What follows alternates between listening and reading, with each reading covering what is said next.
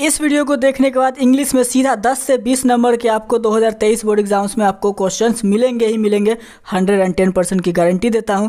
जो पहला क्वेश्चन आप देख रहे हो, Bharat is my home is written by, किसके द्वारा लिखा गया है। ऐसे ही क्वेश्चंस हम लोग इंग्लिश के टोटल आपका जो होगा आपका पूरा का पूरा जो क्वेश्चंस होंगे 1000+ हम लोग क्वेश्चंस इसमें से कवर अप करने वाले हैं। 1 से 1.5 घंटा नहीं बल्कि 8 से 10 घंटे की वीडियो होगी, जो कि बहुत ही समय में आपको मिलेगा। तो बहरहाल पहला क्वेश्चन आपके स्क्रीन पर है, Bharat is my home is written by Anton. और याद रखना 2022 हो चाहे 2023 हो, 2022 में ये क्वेश्चन पूछा हुआ है। तो भारत इज़ माई होम किसके द्वारा लिखा गया है? एंटोन पी चेकोव, पर्ल एसबर्ग, डॉक्टर जाकिर हुसैन या फिर महात्मा गांधी के द्वारा। भारत इज़ माई होम किसके द्वारा लिखा गया है? भारत इज़ माई होम किसके द्वारा लिखा गया? तो आप लोग कमेंट भी जरूर कीजिएगा, ठीक है। तो भारत इज़ माई होम जो आपको लेखक है, जिसके लेखक है वह है आपके डॉक्टर जाकिर हुसैन। और याद रखिएगा सारे क्वेश्चन बहुत ही इंपॉर्टेंट आपको कराए जा रहे हैं। 2023 में आपको बहुत बार ये क्वेश्चन आपको मिलेगा।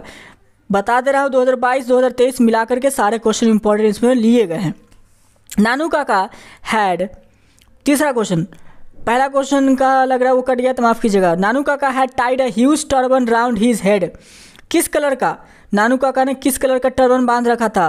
टर्बन मतलब होता है पगड़ी, पता है ना। नानू काका चैप्टर जो आप पढ़े होंगे, तो नानू काका ने अपने सर पर किस कलर की, रेड कलर की, ऑरेंज कलर की, येलो कलर की या फिर ग्रीन कलर की, किस कलर की पगड़ी अपने सर पर बांध रखा था? तो ऑरेंज कलर की। याद रखिएगा नानू काका ने अपने सर पर ऑरेंज कलर की, ठीक है, नारंगी कलर की ऐसे आपका जो है नानू काका वो अपने सर पर टोपी यानी कि पगड़ी बांध रखे थे, ठीक है। तो क्वेश्चन नंबर 3 का क्या आंसर हो जाएगा?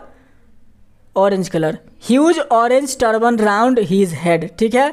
कोई दिक्कत और कोई डाउट हो कमेंट सेक्शन आपके लिए खुला हुआ है। तो 3 नंबर का हो जाएगा बी, क्वेश्चन नंबर 3 का बी। चलिए question number 4, I have a dream is written by, I have a dream is written by, I have a dream is written by किसके द्वारा लिखा गया है? बहुत बार ये क्वेश्चन पूछता है, ठीक है, 4 से 5 बार ये क्वेश्चन रिपीट करता है। तो I have a dream written by किसके द्वारा? महात्मा गांधी के द्वारा तो नहीं है, डॉक्टर जाकिर हुसैन या फिर मार्टिन लूथर किंग जूनियर या फिर एच.ई. बेट्स। तो देख मेरे भाई, महात्मा गांधी और जाकिर हुसैन का भी बात हो चुका। जाकिर हुसैन का तो मैंने बता दिया, भारत इज़ माई होम था। महात्मा गांधी का इंडियन सिविलाइजेशन था। अब बचा क्या? मार्टिन लूथर किंग जूनियर और एच.ई. बेट्स। तो आपने अगर थोड़ा सा भी पढ़ा होगा तो आई हैव अ ड्रीम के जो लेखककार थे वो थे Martin Luther King Junior, Martin Luther King Junior, ठीक है। यानी कि सही ऑप्शन क्या हो जाएगा? C number, C number. I have a dream Martin Luther King Junior, I have a dream Martin Luther King Junior, याद रखेंगे, ठीक है। कोई दिक्कत? चलिए तो याद रखेंगे, ध्यान दीजिएगा जितने भी क्वेश्चंस है उसको आप चाहो तो रट्टा मार लो वीडियो देख करके ही, या फिर पीडीएफ ले लो। पीडीएफ फ्री ऑफ कॉस्ट है, पीडीएफ का कोई चार्ज नहीं है, ठीक है। और ट्रिक से अगर कुछ याद करना होगा तो वो कमेंट कीजिएगा, ट्रिक की वीडियोज़ भी हम लेकर के आएंगे आपके लिए। चलिए तो I have a dream Martin Luther King junior, कोई दिक्कत? याद रखिएगा मार्टिन लूथर किंग जूनियर, याद रखेंगे इसको। चलिए क्वेश्चन नंबर आते हैं हम लोग अब नेक्स्ट के तरफ। अब हम नेक्स्ट क्वेश्चन जो कि हमारा क्वेश्चन नंबर 4 हो गया, मार्टिन लूथर किंग जूनियर वाला। क्वेश्चन नंबर 5 देखिएगा, the invention of blank was more important than domestication of animals, किसका इन्वेंशन? एग्रीकल्चर का, फायर का, व्हील का, कार का। देखिए invention of blank was more important than domestication of animal, किसका invention ज़्यादा इंपॉर्टेंट था in comparison to domestication of animals? किसका इन्वेंशन? एग्रीकल्चर का या फिर फायर का? आपके पास 4 ऑप्शन है, ध्यान से देखिएगा 4 ऑप्शन है। पहला जो ऑप्शन है आपका वो है एग्रीकल्चर का। क्या एग्रीकल्चर का इन्वेंशन ज़्यादा इंपॉर्टेंट था डोमेस्टिकेशन ऑफ एनिमल्स के मुकाबले, या फिर फायर का, या व्हील का, या फिर कार का? तो ये जो क्वेश्चन है, ये क्वेश्चन आपको अगर 100 बार एग्जाम होगा तो उसमें से 1 बार पूछता है, ठीक है, याद रखिएगा। तो बहरहाल इन्वेंशन था एग्रीकल्चर का। क्वेश्चन नंबर 5 का आंसर हो जाएगा ए। चलिए question number 6, who is the main character of the artist? और ये 100 में से 99 बार क्वेश्चन पूछता है, अंडरलाइन कीजिएगा, अंडरलाइन कर लीजिएगा इसमें। Who is the main character of the artist? Artist जो आपका चैप्टर है उसका मेन कैरेक्टर कौन था? Who is the main character of the artist, बहुत ही इंपॉर्टेंट आपका ये क्वेश्चन है। MBBI है, रट्टा मार लीजिएगा, अंडरलाइन कर लीजिएगा, जैसे जो करना आप कर लीजिए, बार बार ये क्वेश्चन पूछता है।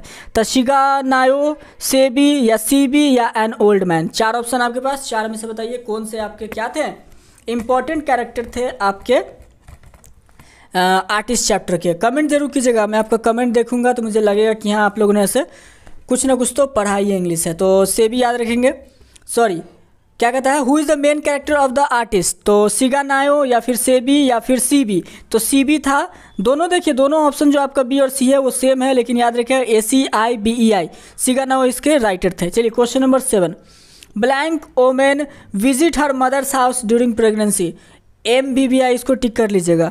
खाली जगह, कहाँ की औरतें अपने प्रेगनेंसी के दौरान अपने मदर के घर चली जाती हैं, तो ऐसा हर जगह होता है।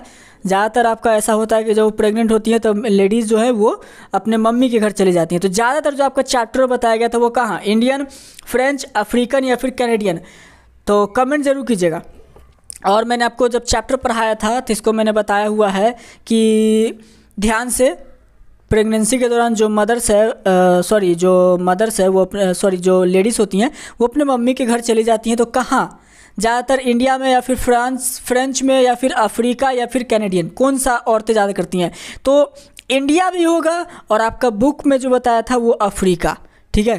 तो याद रखिएगा प्रेगनेंसी के दौरान ज़्यादातर जो महिलाएं होती हैं वो इंडिया और अफ्रीका दोनों, लेकिन बुक के हिसाब से आप अफ्रीकन मारेंगे, अफ्रीकन आपका सही आंसर हो जाएगा। चलिए तो इसको याद रखेंगे। क्वेश्चन नंबर 7 में कोई डाउट हो कमेंट कर लीजिएगा। फिर से देख लीजिए क्या बताया, women visit her mother's house during pregnancy, यानी कि ऑप्शन नंबर ए लगाइए या सी लगाइए। ज़्यादातर आप सी लगाना, ए ऑप्शन आप निगलेक्ट कर सकते हो, लेकिन अगर नहीं रहे तो आप ए लगा सकते हो। चलिए क्वेश्चन नंबर आते हैं नेक्स्ट। क्या कहता है क्वेश्चन नंबर 9, ध्यान से देखिएगा। 8 हो गया हमारा, क्वेश्चन नंबर 8 देखते हैं। The press is under ordinary condition singularly free, बहुत इंपॉर्टेंट क्वेश्चन है। किसके अंडर में जो आपको ऑर्डिनरी कंडीशन में सिंगुलरली फ्री होता है, Indian press, European press, Chinese press या फिर ब्रिटिश प्रेस। आज की अगर देखा जाए तो मुझे नहीं लगता कि कोई भी इंडियन प्रेस आपका जो है वो फ्री है, वो तो बस ऐसे भाई देखा जाए तो कुछ ना कुछ आपको ऐसे कांड करते रहेगा, कोई भी आपको मीडिया सही खबर दिखाने वाला नहीं है, तो आज के दौर पर तो इसको नहीं। तो बहरहाल जो ये क्वेश्चन नंबर है ये 10 में से 8 बार, आपको 10 में से 7 बार क्वेश्चन नंबर ये बार बार पूछता है और बहुत इंपॉर्टेंट क्वेश्चंस आपको ये रहता है। तो 10 में से चांसेस होता है कि ये क्वेश्चन 8 से 9 बार क्वेश्चन आपको पूछ देता है, तो याद रखिएगा। तो क्वेश्चन क्या कहा, खाली जगह आपका द खाली जगह यानी कि blank press is under ordinary conditions singularly free. Comment section आपके लिए खुला हुआ है, कमेंट जरूर कीजिएगा। तो इंडियन कौन सा प्रेस, इंडियन प्रेस या फिर यूरोपियन प्रेस या फिर चाइनीज़ प्रेस या फिर ब्रिटिश प्रेस, ठीक है।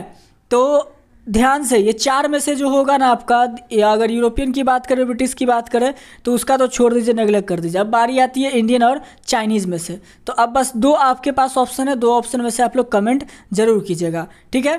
इंतजार है आप लोगों के कमेंट का, कमेंट आप लोग जरूर कीजिएगा। फिर से क्वेश्चन क्या कहता है, जो आपका how free is the press, जिसके डोरोथी एल सेयर्स आपके लेखिका हैं, उन्होंने जो इस चैप्टर को लिखा था how free is the press, उस चैप्टर से ये क्वेश्चन है। मैं आपको 12 बता दूं, उस चैप्टर से ये क्वेश्चन है। ऑर्डिनरी कंडीशन में सिंगुलरली फ्री आपका कौन सा, कहाँ का मीडिया, कहाँ का प्रेस होता है, ठीक है। पूरा का पूरा मैंने एक्सप्लेन कर दिया कि किस चैप्टर से है और किसने लिखा था इसको। तो 4 ऑप्शन आपके पास, इंडियन, यूरोपियन, ब्रिटिश या फिर चाइनीज़। और उस बुक में जब चैप्टर पढ़ाया गया था तो ब्रिटिश का ऐसे जिक्र किया गया था, ब्रिटिश गवर्नमेंट के अंदर जो डोरोथी एल सेयर्स ने अपना ये बात कहा था, तो याद रखेंगे, ठीक है। कोई डाउट, जो प्रेस है आपका ऑर्डिनरी कंडीशन में सिंगुलरली फ्री, वो कहाँ का होता है, तो वो होता है ब्रिटिश। कोई दिक्कत। क्वेश्चन नंबर 9 की तरफ आते हैं। क्या कह रहा है, ही हेल्प्स मी। अब यहाँ से आपको ऐसे ग्रामर सेक्शन है, वो आपका जो था वो बुक का सेक्शन था, अब यहाँ से आपका ग्रामर सेक्शन है। क्या है, ग्रामर सेक्शन पे चलने वाले हैं, ग्रामर सेक्शन से कुछ क्वेश्चंस आपको मिलने वाले हैं। और ये पहला क्वेश्चन आपको एक्टिव टू पैसिव वॉइस का है, चेंज इनटू पैसिव वॉइस, बहुत इंपॉर्टेंट क्वेश्चन है। और पैसिव वॉइस से आपको 4 से 5 क्वेश्चन मिलेंगे। एक्टिव टू पैसिव वॉइस से 4 से 5 क्वेश्चन डायरेक्ट एग्जाम में आते हैं, डायरेक्ट एग्जाम में आते हैं। और जो वीडियो में बता दिया जा रहा है ना, इतना पे भी अगर आप कमांड कर ले तो 4 से 5 आप एक्टिव टू पैसिव वॉइस बना करके आ जाओगे, इसकी गारंटी देता हूँ। एक भी क्वेश्चन आप छोड़ने वाले नहीं होगे। तो बहरहाल इतना पे आपको कमांड करना होगा, ही हेल्प्स मी। क्या कहा, पहला question active to passive voice का, ही हेल्प्स मी। और अगर एक्टिव टू पैसिव वॉइस आप लोग को पढ़ना होगा तो कमेंट कीजिएगा, मैं उसको पूरा आपको बता दूंगा। इससे पहले भी मैंने एक्टिव टू पैसिव वॉइस मैंने लाइव क्लास में ले रखा है, जिन्होंने नहीं देखा है वो डिस्क्रिप्शन में जाकर वीडियो का लिंक दिया ले लेना। तो बहरहाल ही हेल्प्स मी कह रहा है, ही हेल्प्स मी, और आपके पास है 4 ऑप्शन, आपको किसको बदलना है, पैसिव वॉइस में। और देख सकते हो कि हेल्प्स आपका क्या है, V5 है, V5 है आपका हेल्प्स, और उसको बदलना किस में है, किस में बदलना है, पैसिव वॉइस में। अगर आपको रूल याद होगा, ध्यान से सुनना, अगर आपको रूल याद होगा तो रूल के अनुसार, अगर आपको रूल याद होगा तो उस अनुसार से आप देखते के साथ बता सकते हो कि इसमें से कौन होगा। ठीक है, देखते के साथ ही आप बता सकते हो कि इसमें से कौन होगा, इज होगा, एम होगा, आर होगा, कौन सा वाला होगा। तो बहरहाल जो आपका V5 वाला में जो चेंज होता है वो होता है is am are plus V3 plus by, is am are plus V3 plus by, जो कि मैंने आपको भी बता दिया, और प्लस ऑब्जेक्ट और बाई जितना भी आपका अदर वर्ड्स, ये सब लिख सकते हैं। तो याद रखेंगे, ध्यान से एक बार फिर से देख लीजिए। ऑब्जेक्ट आपका जो होता है, सब्जेक्ट और ऑब्जेक्ट उठ करके चेंज होता है, ये आपको मालूम है। तो object plus is am are plus V3 प्लस, ठीक है, बाई प्लस सब्जेक्ट, बस चेंज कर देना है। उल्टा होता है आपका पैसिव वॉइस में, ये ना होता है, ऑब्जेक्ट हो जाता है सब्जेक्ट, सब्जेक्ट हो जाता है आपका ऑब्जेक्ट। तो ही हेल्प्स मी। चलिए अब इस अनुसार से बना दीजिए। अगर आपका V5 का कोई क्वेश्चन अगर ऐसे आप बना सकते हो तो जल्दी से किसमें दिख रहा है आपको, 4 ऑप्शन दिख रहा है, I am helping by you या फिर none of this. None of this तो होने वाला नहीं है, तो I am helped by him हो सकता है ना। अगर देखा जाए क्या था, मी का क्या होता है आपका सब्जेक्टिव केस होता है आई, ठीक है। अब इज एम आर का है तो आई भी होने वाला, सी भी होने वाला नहीं है और नहीं तो डी। अब बचा क्या, ए और बी। अब 2 ऑप्शन है तो इतना काट सकते हो आप आसानी से, ए और बी। इतना काटने के बाद अब बताओ, देखो एक्टिव टू पैसिव वॉइस में इतना मैं आपको समझा ही दे रहा हूँ कि आप इसे आराम से और आसानी से इसे बना सकते हो। तो बहरहाल ही हेल्प्स मी में ध्यान से देखोगे तो I am helped by him, क्योंकि ये आपका जो मी है, मी आपका बन गया सब्जेक्ट आई और बाकी जो है वो चेंज हो गया। तो बहरहाल ये था आपका क्वेश्चन किससे, पैसिव से। Question number 10, Lomov was the blank of चोकोब। लोमोव आपका नेबर था, फ्रेंड था, एनिमी था या फिर सिस्टर था। एक इंपॉर्टेंट क्वेश्चन है, 10 नंबर क्वेश्चन, एक इंपॉर्टेंट क्वेश्चन है, अंडरलाइन कर लीजिएगा, मिस मत कीजिएगा, अंडरलाइन कर लीजिएगा। VVI क्वेश्चन में से एक है, Lomov was the blank of चोकोब, नेबर, एनिमी, फ्रेंड या फिर सिस्टर। क्या था लोमोव, क्या था लोमोव आपका पड़ोसी था, दुश्मन था, दोस्त था या फिर बहन थी। चोकोब का लोमोव क्या लगता था, पड़ोसी, फ्रेंड, एनिमी या फिर सिस्टर। ध्यान से फिर से, तो नेबर था या फिर एनिमी था या फिर फ्रेंड था या फिर सिस्टर था। तो लोमोव जो था वो आपका फ्रेंड भी कह सकते हो और नेबर भी कह सकते हो। तो जहाँ नेबर आपके बुक में दिया हुआ था, अब नेबर को क्या, पड़ोसी को दोस्ती तो कहते हैं, तो याद रखेंगे। तो क्या हो जाएगा क्वेश्चन नंबर ए, 10 का सही answer A. 11 number, sweetest love I do not go is written by. बहुत इंपॉर्टेंट क्वेश्चन है, बहुत ही इंपॉर्टेंट क्वेश्चन है, याद रखिएगा, बता दे रहा हूँ, बहुत ही इंपॉर्टेंट क्वेश्चन है। Sweetest love I do not go is written by John Donne के द्वारा लिखा गया था, जॉन डॉन के द्वारा लिखा गया था। 4 ऑप्शन है आपके पास, वैसे मैंने आपको पहला ऑप्शन ही बता दिया, खैर कमेंट आप लोग जरूर कीजिएगा। तो sweetest love is written by, बहुत इंपॉर्टेंट क्वेश्चन है। क्वेश्चन नंबर आपका जो 11 है, 4 ऑप्शन आपके पास, John Donne, Kamala Das, DH Lawrence या फिर वॉल्ट विटमेन। 4 ऑप्शन में से सही जवाब दीजिएगा। मैं आपके कमेंट का वेट जरूर करूंगा, आप लोग कमेंट जरूर कीजिएगा। तो sweetest love I do not go is written by. ध्यान से फिर से, इतना देर मैं लेता हूँ इसलिए हूँ ताकि आप लोग को क्वेश्चन याद हो जाए और आंसर भी इसी समय याद हो जाए, ठीक है। और इस जो क्वेश्चन नंबर 11 है ना, 1 मार्क्स एकदम फिक्स है, 1 मार्क्स एकदम फिक्स है। ये क्वेश्चन आता ही आता है, बहुत बार ये क्वेश्चन आता है। तो बहरहाल sweetest love I do not go is written by John Donne, पहले ही मैंने बता दिया था, क्वेश्चन पढ़ते के साथ आपको बोल दिया था, तो याद रखेंगे, अंडरलाइन कर लीजिएगा और इस क्वेश्चन को जरूर से जरूर याद करके जाएंगे। चलिए क्वेश्चन नंबर आते हैं 12 की तरफ। क्वेश्चन नंबर 11 का आंसर में कोई दिक्कत हो कमेंट जरूर कर दीजिएगा, कमेंट कीजिएगा, ठीक है। और ऐसा वीडियोज़ आपको रेगुलर मिलता रहेगा, physics, chemistry, maths, biology, Hindi, English सभी के। तो बहरहाल क्वेश्चन नंबर 12 क्या कहता है, द खाली जगह of death are whispering neighbours. क्या बोल रहा है, द ब्लैंक ऑफ डेथ यानी कि messengers death, the messengers of death are the whispering neighbours, the friends of death are the whispering neighbours, the enemies of the death are whispering neighbours, the god of the death are the whispering neighbours. 12 का सही answer क्या होगा, comment जरूर कीजिएगा, नीचे आप लोग comment जरूर करेंगे। और ये जो क्वेश्चन है आपको अगर 100 बार एग्जाम होगा तो 100 बार में से 2 बार पूछता है, 10 बार एग्जाम होगा तो उसमें से 2 बार ये क्वेश्चन आपको मिलेगा।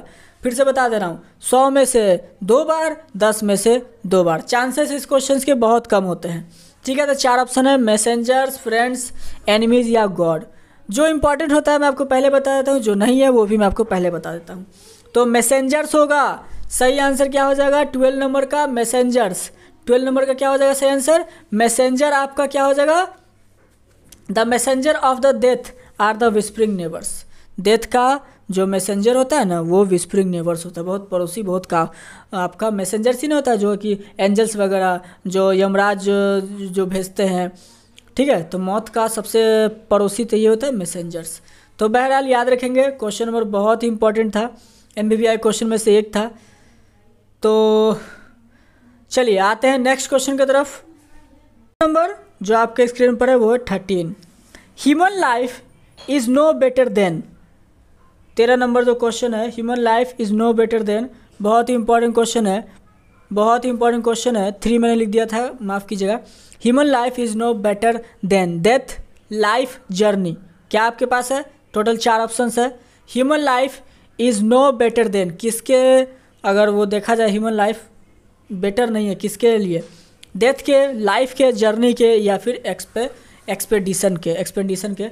तो डेथ, लाइफ, जर्नी या फिर एक्सपेडिशन। तो देखो अगर ध्यान दी जाए, अगर ह्यूमन लाइफ की अगर बात करोगे प्यारे दोस्त, ठीक है, तो एक कड़वा सच जो है, और ये जो क्वेश्चन है 2017 में पूछा हुआ है और 2019 में भी, 2021 में भी। तो अगर देखोगे तो 2023 में ये फिक्स है। 19, 17, 21, 23 ये क्वेश्चन आपको आएगा। Human life is now better than death, life. तो मैंने पहले बता दिया था ह्यूमन लाइफ आपका मौत के बिना अधूरा है, मौत के बिना अधूरा है, क्योंकि लाइफ का डेथ एक कड़वा सच है, मौत तय है, ठीक है। तो मौत हो जाएगा इसका सही आंसर, यानी कि human life is now better than death, ठीक है। तो बहरहाल कड़वा सच तो है ही और सबको अपनाना है एक न एक दिन। Question number 14। Blank was a great lover of nature. Blank was a great lover of nature. John Keats, W.H. Auden, Robert Brooke और जॉन डॉन में से कौन से थे जो कि बहुत ही ज़्यादा ऐसे नेचर को पसंद करते थे? रॉबर्ट ब्रूक, ठीक है। और ये जो क्वेश्चन है ये एक MBBI है, इंपॉर्टेंट क्वेश्चन है, अंडरलाइन कर लीजिएगा। Blank was a great lover of nature, कौन थे जो कि ऐसे नेचर के बहुत ही ज़्यादा प्रेम करने वाले में से थे, नेचर को बहुत ज़्यादा प्यार करते थे? 4 ऑप्शन आपके पास, कौन से थे जल्दी बताइएगा। कमेंट सेक्शन आपके लिए खुला हुआ है, कमेंट कीजिएगा। कमेंट सेक्शन आपके लिए पूरा खुला हुआ है, कमेंट कीजिएगा। 4 option, John Keats, W.H. Auden, Robert Brooke या फिर जॉन डॉन। तो सही आंसर हो जाएगा आपका जॉन किट्स, ठीक है। जॉन किट्स आपके जो थे ये थे great lover of nature. Question number 15, एक MBBI क्वेश्चन, एक MBBI क्वेश्चन, बार बार बता रहा हूँ। The soldier is written by John Donne, Walt Whitman, Robert Brooke या फिर D.H. लॉरेंस। और इस क्वेश्चन के बाद ऐसे वीडियो को ख़त्म करेंगे। नेक्स्ट वीडियो हम लोग मिलेंगे इसका पार्ट 2 से, ठीक है। तो और जो वीडियो देखते हो 9 बजे के आसपास 9 PM में हमारा वीडियो लाइव हो जाता है। 9 PM में आप ऐसे चैनल पर एजुकेशनल बॉक्स पर आप सर्च कर सकते हो, वीडियोज़ आपको मिल जाएंगे। तो 15 क्वेश्चन के बाद ऐसे वीडियो को ख़त्म करते हैं, उसके बाद देखेंगे अगले वीडियो में 16 to 30, फिर उसी तरह से चलते जाएंगे 1000 क्वेश्चन तक। तो बहरहाल जो आपके सोल्जर जो लिखे हुए हैं वो रॉबर्ट ब्रूक के द्वारा लिखा गया था। तो soldier is written by Robert Brooke, एक MBBI क्वेश्चन है। वॉर का आपका चैप्टर का जो लिखा हुआ है इसको याद रखेंगे, रॉबर्ट ब्रूक के द्वारा। तो 15 नंबर क्वेश्चन तक यही रहने देते हैं।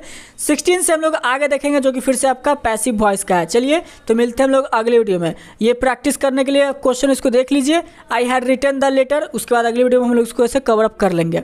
आपके पैसिव वॉइस है, इसको आपको कवर करना है, इसको आपको होमवर्क भी आप कह सकते हो। अगला दिन जब हम लोग मिलेंगे तो यहीं से इसका ऐसे क्वेश्चन से फिर ऐसे खत्म करेंगे। तो चलिए मिलते हैं हम लोग अगले वीडियो में। इसके लिए तैयारी करके रखिएगा। जय हिंद, जय भारत, पढ़ते रहिए। 2023 में एकदम यकीन मानो जितना क्वेश्चन आपको बता दिया जाएगा, हर एक सब्जेक्ट का सब्जेक्टिव से लेकर ऑब्जेक्टिव तक एक क्वेश्चन आपको 2023 के एग्जाम में बाहर नहीं आएगा। 2000% की गारंटी देता हूँ, बशर्ते कि पूरा कर लो। सितंबर से लेकर के फरवरी तक आपका क्लास चलता रहेगा, कंप्लीट करो, आपका जितना भी है डाउट क्लियर हो जाएगा। चलिए मिलते हैं 1 मार्क्स के लिए, अगला दिन लड़ेंगे। मिलते हैं अगले वीडियो में। जय हिंद, जय भारत, फिर से बोल रहा हूँ आपको।